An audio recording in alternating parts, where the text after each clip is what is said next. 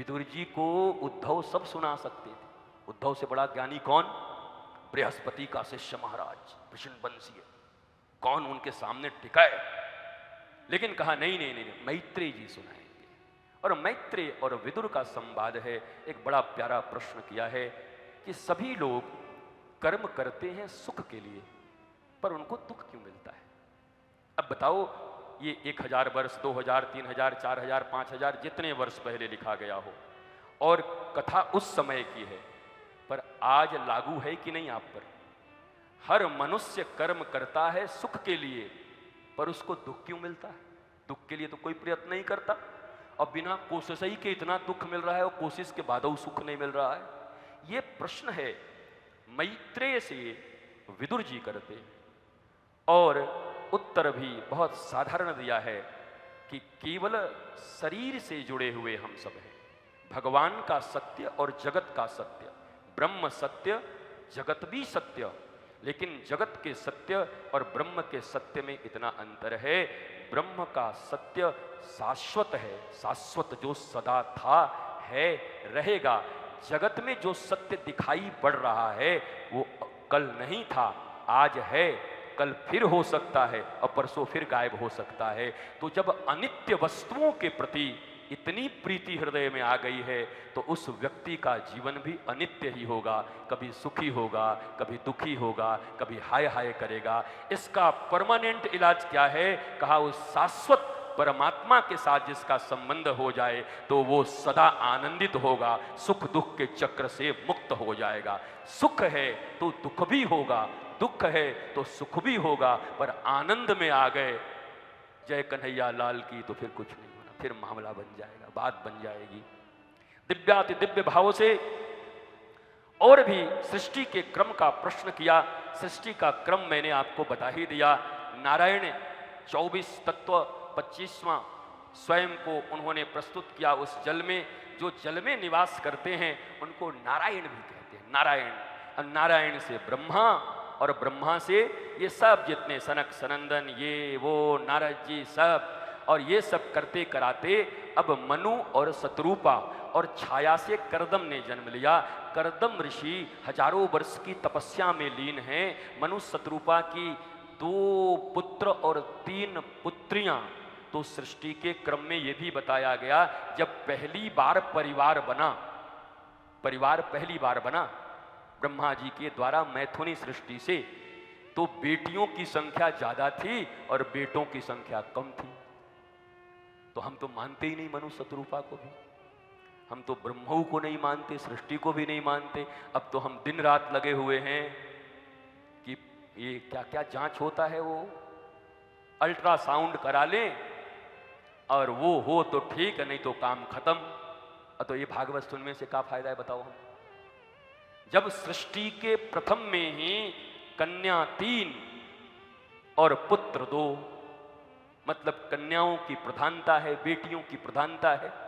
तब आज बेटी बचाओ बेटी बढ़ाओ, ठीक है, अच्छी बात है, पर हमारे शास्त्र ही में तो लिखा है, ये कोई बाहर से आया है क्या? सब हमारे वेद शास्त्र का सिद्धांत है। हम पढ़े नहीं हैं, इसलिए बीच बीच में कोई कुछ बोल दे। अभी कोई खड़ा होकर के कुछ बोल दे, बोले सत्य बोलना चाहिए, वाह वाह वाह वाह, लिखे इनके नाम से सत्य बोलना चाहिए, श्री श्री 1008 फलाने जी महाराज। अरे महाराज वो तो बहुत पहले लिखा हुआ है, शास्त्रों में लिखा हुआ है। हाँ ठीक है कि अब फिर से आपने याद दिलाया है, फिर से आपने स्मरण कराया है, इसका बात आपके नाम पे भी, महापुरुषों के नाम पे भी लिखा जाएगा। सृष्टि हो गए, देवहूति करदम का विवाह का समय आया है। करदम ऋषि से, अब करदम ऋषि तपस्या कर रहे थे, भगवान पहुंच गए। बोला महाराज आपकी तपस्या देख के मैं बहुत प्रसन्न हूं। बोला तो वर दो। अरे बोला वर नहीं देंगे। क्या बोले? वर नहीं देंगे, कन्या देंगे। अरे बोला भाई कमाल आदमी, सब तपस्या करके सबको वर मिलता है, हमको कन्या मिलेगी? बोला हाँ। बोला हम तो बढ़िया बाबा जी हैं, तपस्या कर रहे हैं, हमको काहे वो गृहस्थी में फंसा रहे हो?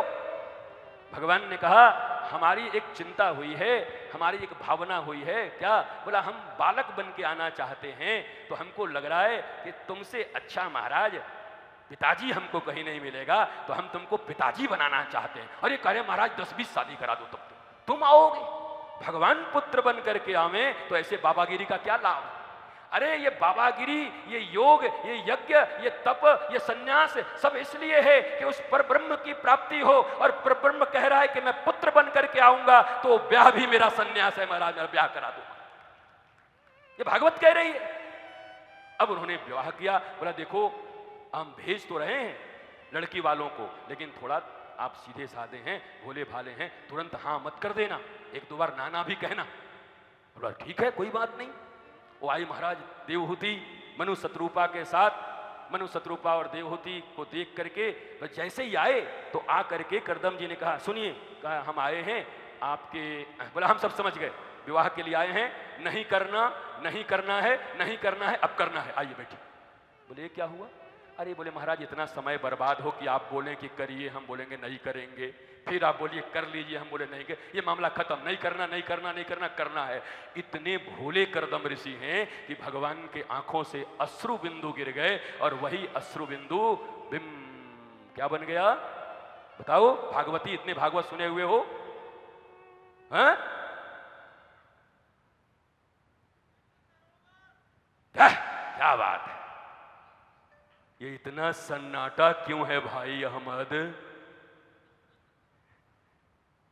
तो उनके भगवान के अश्रु बिंदु से प्रकट हो गया। देखिए कथाएं बहुत सारी हैं, अलग अलग शास्त्रों में अलग अलग कथाएं रहती हैं, ये विवाद का विषय नहीं है। कि जितनी कथाएं हैं, जो सबसे बढ़िया वर्तमान समय में जागृति दे, सब चीज उपलब्ध है। लडुआ भी है, खीर मोहन भी है, रसगुल्ला भी है, राजभोग भी है। तो मजबूरी थोड़ी, जो बढ़िया लगेगा वो खाएंगे महाराज। हमारे शास्त्रों में सब है, वर्तमान में जो अच्छा लगे उसको प्रस्तुत कर देंगे। कोई हम लोग साधारण लोग हैं, कोई छोटे मोटे ग्रंथ हमारे पास हैं, इतने ग्रंथ हैं कि हम कथा कहते कहते कहते पता नहीं हमारी पीढ़ियां चली जाएंगी, कथा समाप्त नहीं होगा। हरि अनंत हरि कथा अनंता, कथा अनंता, सहस्त्र अनंत भगवान बैठे हुए हैं हमारे यहाँ। भगवान हलधर का नाम एक सहस्त्र अनंत भगवान है महाराज, अनंत सहस्त्र भगवान, जिन्होंने अपने फण पर पूरी पृथ्वी को ले रखा है। इस नाम की भी चर्चा एक दिन होगी, अनंत सहस्त्र भगवान की। दुर्योधन वो अच्छा था थोड़ा बहुत, ऋषि विपांग से वो प्रश्न करता है ना अपने गुरुदेव के विषय में, बलराम जी के विषय में बड़ी कथा सुनता है दुर्योधन। कहता है हमारे गुरु जी के बारे में कुछ बताओ तो, कुछ गुरु जी के बारे में बताओ तो, गदा हमको सिखाए हैं। दुर्योधन भी कथा सुनता है।